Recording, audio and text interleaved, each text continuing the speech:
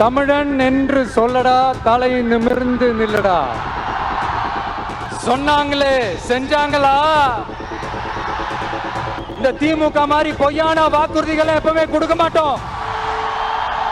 காத்துல கல்வீடு கட்டப்படும், அமெரிக்காவுக்கு ஒத்தடி பாதை போதப்படும், வீட்டுக்குள்ளே ஏரோப்ளேன் ஓட்டப்படும். இந்த மாதிரி அடிச்சு விடுவோமா? நம்ம சிஎம் அவர்கள் அடிச்சு விடுவாரு, அந்த மாதிரி அடிச்சு விடுவோமா? மூச்சுக்கு முன்னொரு தடவை அம்மா அம்மா அம்மான்னு சொல்லிக்கிட்டு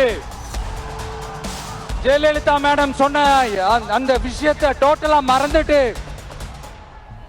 ஒரு பொருந்தா கூட்டணியா ஒரு கூட்டணியை ஒண்ணு அமைச்சுக்கிட்டு கேட்டா தமிழ்நாட்டோட நலனுக்காக இந்த பாஜகவோட கூட்டணி வச்சிருக்கோம்னு சொல்லிக்கிறாங்களே, அவங்கள மாதிரியும் நாம இருக்க மாட்டோம். சரிப்பா, அவங்க கூட்டு பொரியல் அப்பளம்னு எதையாவது கிண்டிக்கிட்டோம், நமக்கு எதுக்கு? என் நெஞ்சில் குடியிருக்கும் உங்கள் அனைவருக்கும்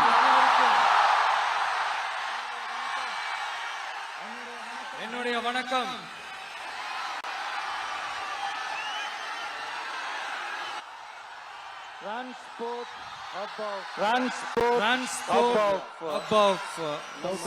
சவுத் இந்தியா, நம்ம நாமக்கல் மாவட்டம். இங்க நீங்க பாத்தீங்கன்னா இந்த லாரி பாடி கட்டுற தொழில இருந்து இன்னும் நிறைய தொழில்கள் செய்யற ஊரும் நம்ம நாமக்கல் ஊர் தான்.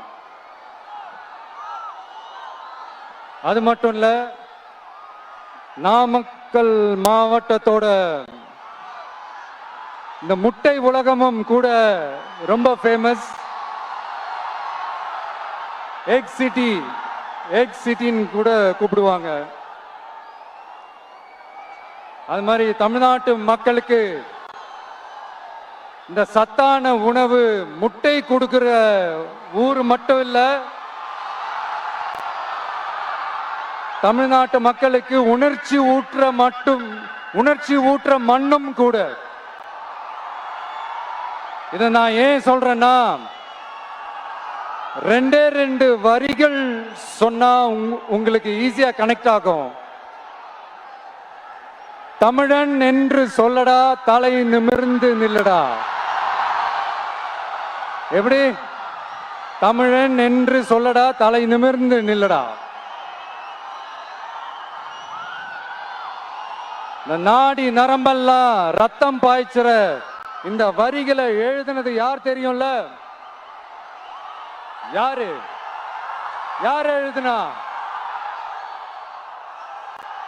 விஜயகாந்த் சார் சொன்னாரு. ஆனா நம்ம அண்ணன் கேப்டன் அவர்களுக்கு மட்டும் இல்ல, நமக்கும் சேர்த்து எழுதின இந்த வரிகளை யார் எழுதினது தெரியும்ல? நாமக்கல் மாவட்டத்தை சேர்ந்த மேகனூர்ல பிறந்த நாமக்கல் கவிஞர் திரு ராமலிங்கம் பிள்ளைதான், அவர்கள்தான். அடுத்து தமிழ்நாட்டு மக்களுக்கு இந்த இடஒதுக்கீடு உரிமையா வழங்கினதும் இதே நாமக்கல் மாவட்டத்தை சேர்ந்த திருச்செங்கோடு பகுதியில் இருக்கிற ஒருத்தர் தான்.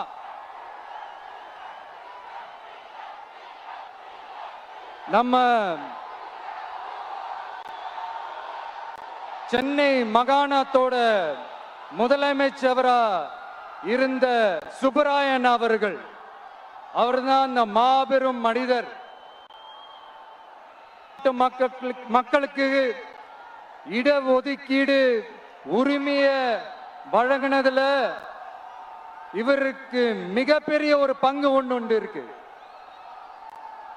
அதுதான் இந்த கம்யூனல் GO 1071 அதை கொண்டு வந்து பட்டியலின மக்களுக்கும் பிற்படுத்தப்பட்ட மக்களுக்கும் இத வழங்கினார். அதனாலதான் அவரு முதலமைச்சரா பதவியேற்றதுக்கு அப்புறம் முதல் தமிழர் அப்படின்ற அந்த பெருமையோட சொன்னது மட்டும் இல்லாம இதே நாமக்கல்ல அவருக்காக ஒரு மணிமண்டபம் கட்டுவோம்னு வாக்குறுதி நம்பர் 456 கொடுத்தது யாரு?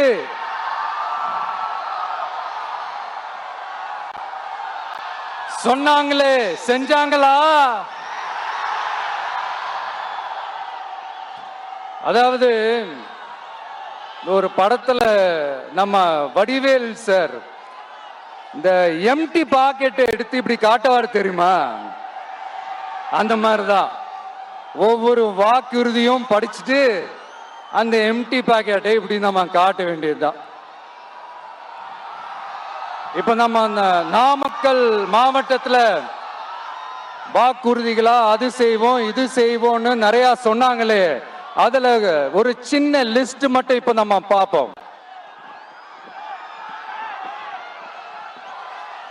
ஒவ்வொரு ஒன்றியத்திலும் தானிய சேமிப்பு கிடங்குகள் அமைக்கப்படும். இவை உலர் களங்களுடன் கூடிய கொள்முதல் நிலையங்களுடன் இணைக்கப்படும். வாக்குறுதி நம்பர் 50.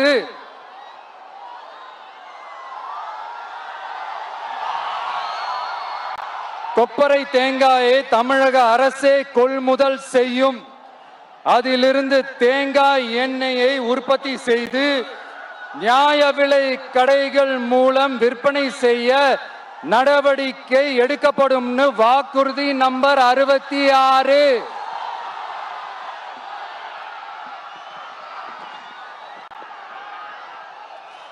நியாய விலை கடைகளில் நாட்டு சர்க்கரை, வெல்லம் ஆகியவற்றை விநியோகம் செய்ய நடவடிக்கை எடுக்கப்படும். வாக்குறுதி நம்பர் 68. அரசு ஊழியர்கள் மற்றும் ஆசிரியர்களுக்கு மட்டும் இல்ல, போக்குவரத்து ஊழியர்களுக்கும் பழைய ஓய்வூதிய திட்டம் செயல்படுத்தப்படும்.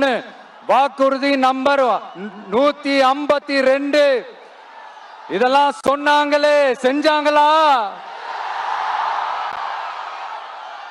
இப்ப நம்ம நாமக்கல் மாவட்டத்துக்கு வருவோம்.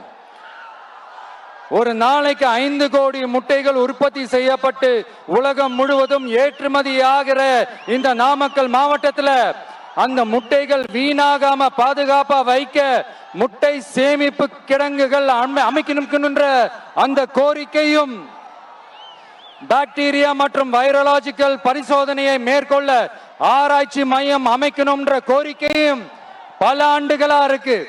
ஆனா அதை இதுவரைக்கும் ஆண்ட கட்சிகளும் சரி, இப்ப ஆளும் கட்சிகளும் சரி, அதை பத்தி கொஞ்சம் கூட யோசிக்கவே இல்லை.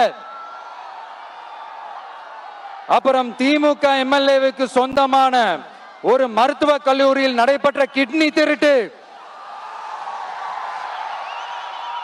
அதுதான் நாடறிஞ்ச விஷயமாச்சு. அதை நான் திருச்சியிலே பேசியிருந்தேன். ஆனா அதுல நம்ம நாமக்கலை சேர்ந்தவங்க தான் அதிகமா பாதிக்கப்பட்டிருக்கிறதா சொல்றாங்க. அதிலும் குறிப்பா விசைத்தறியில் பணிபுரியும் ஏழை பெண்களை குறிவைத்து அந்த கிட்னி திருட்டு நடந்திருக்குன்னு சொல்றாங்க.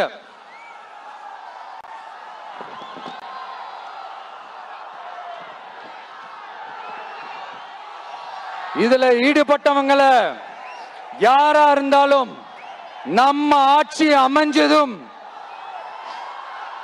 கடுமையாக தண்டிக்கப்படுவார்கள்.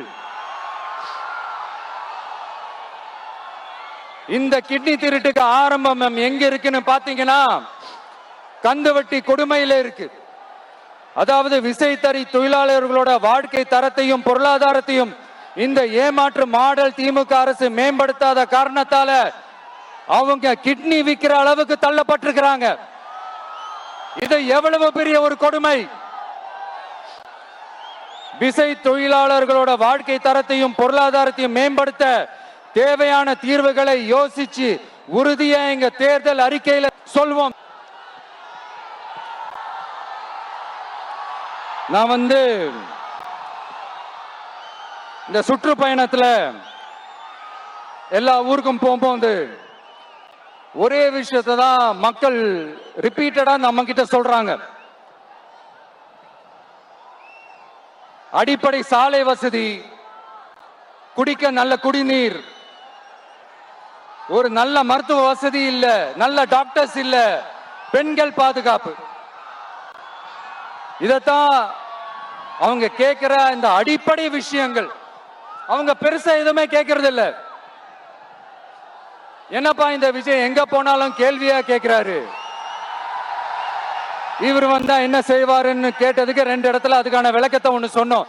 கல்வி, ரேஷன், மருத்துவம், குடிநீர், அடிப்படை சாலை வசதி, மின்சாரம், போக்குவரத்து, பெண்கள் பாதுகாப்பு, சட்டம் ஒழுங்குன்னு இந்த மாதிரி அடிப்படை விஷயங்கள்ல எந்த சமரசமும் இல்லாம கரெக்டா செய்யப்படும்னு சொன்னோம். இதத்தானே எல்லாரும் சொன்னாங்க, அதே தான் இவரும் சொல்றாரு. இவர் என்ன புதுசா என்ன சொல்லிட்டாரு? புதுசா எதுவுமே சொல்லலையே. ஐயா, அரசியல் மேதைகளே, பெரியவங்களே, ஒரு மனுஷனுக்கு சாப்பிடறதுக்கு நல்ல சோறு, படிக்கிறதுக்கு நல்ல கல்வி, குடிக்கிறதுக்கு நல்ல குடிநீர், அவனை பார்த்துக்கிறதுக்கு நல்ல மருத்துவ வசதி, வேணுங்கிற இடத்துக்கு போயிட்டு வர்றதுக்கு நல்ல போக்குவரத்து, அதுக்கான சாலை வசதி, பாதுகாப்பான ஒரு வாழ்க்கை, இதுதானே ஒரு மனுஷனுக்கு அடிப்படை தேவை. இன்னைக்கும் இது நம்ம எல்லாருக்கும் இது தேவைதானே. அப்புறம் அதை சரியா செய்வோம்னு சொல்றது தானே சரி. அதனாலதான் சொன்னோம், எது நடைக்கு சாத்தியமோ, எது உண்மையோ அதை மட்டும் தான் சொல்லுவோம், அதை மட்டும் தான் செய்வோம். இந்த திமுக மாதிரி பொய்யான வாக்குறுதிகளை எப்பவுமே கொடுக்க மாட்டோம். புதுசா சொல்லுங்க, புதுசா சொல்லுங்கன்னா என்னத்த சொல்றது எனக்கு புரியலையே. என்னத்த புதுசா சொல்றது?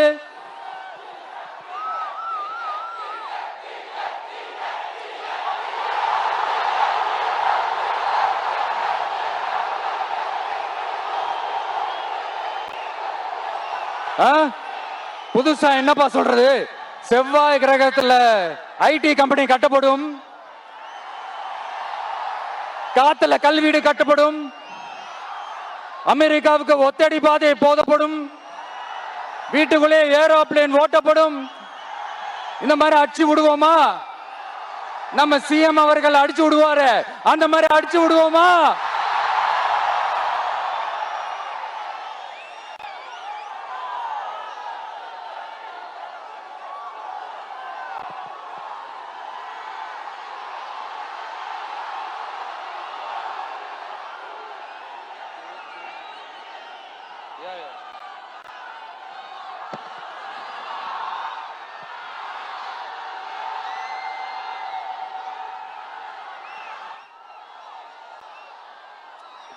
நான் ஏற்கனவே சொன்னதை தான் இங்க நான் திரும்பவும் சொல்றேன்.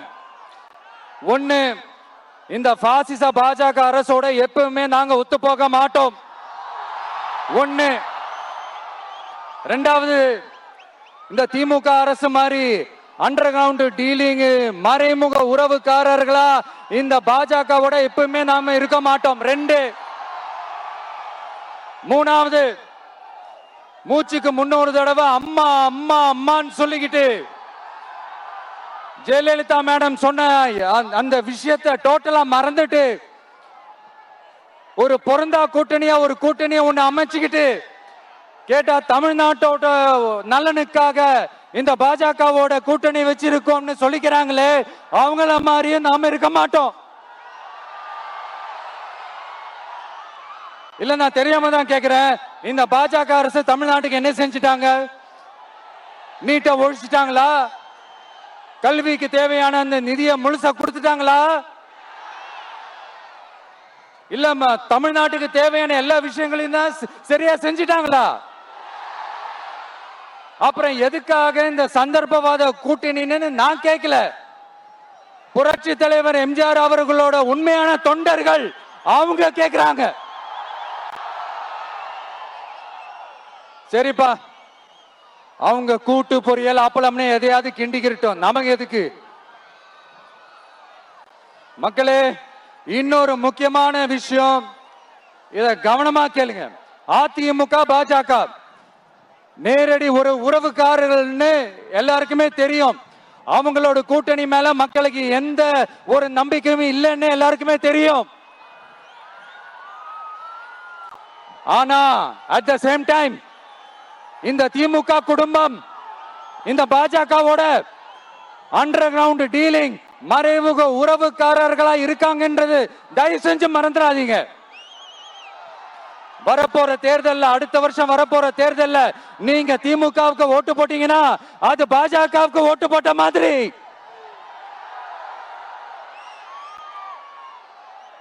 வெளியில அடிச்சுக்கிற மாதிரி அடிச்சுப்பாங்க, ஆனா உள்ளுக்குள்ள வேணாம் மக்களே, ஜாக்கிரதை, யோசிங்க.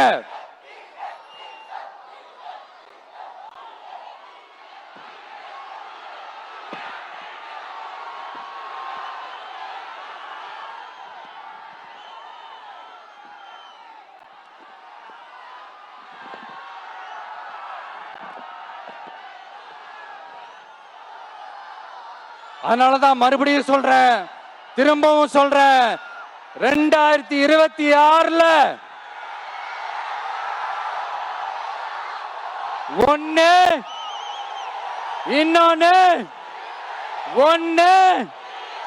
இன்னொன்னு அதாவது ஒன்னு மாபெரும் மக்கள் சக்தி கொண்ட எளியோரின் குரலா இருக்கிற களத்துல இருக்கிற டிவிக்கு, இன்னொன்னு கொள்கை என்ற பேர்ல மக்களை ஏமாத்திக்கிட்டு கொள்ளையடிச்சுக்கிட்டு தமிழ்நாட்டை ஏமாத்துற இந்த டிஎம்கே. இந்த ரெண்டு பேருக்கு நடுவுல தான்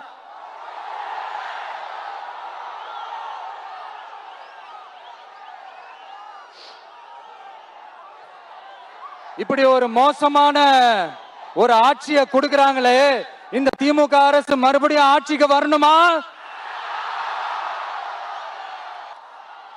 நண்பா, நண்பி, தோழா, தோழி, என் மேல இவ்வளவு நம்பிக்கை வச்சிருக்கிறீங்களா? என்ன இவ்வளவு நம்புறீங்களா? பார்த்தலாம், ஒரு கை பார்த்தலாம். சத்தியமா சொல்றேன், நானும் ஒரு 2-3 வாரத்துக்கு முன்னாடி என்னமோ ஏதோ நினைச்சேன். பார்த்தலாம், சத்தியமா பார்த்தலாம். கான்பிடண்டா இருங்க மக்களே, நல்லதே நடக்கும், வெற்றி நிச்சயம். மீண்டும் சந்திக்கும் வரை நன்றி, வணக்கம்.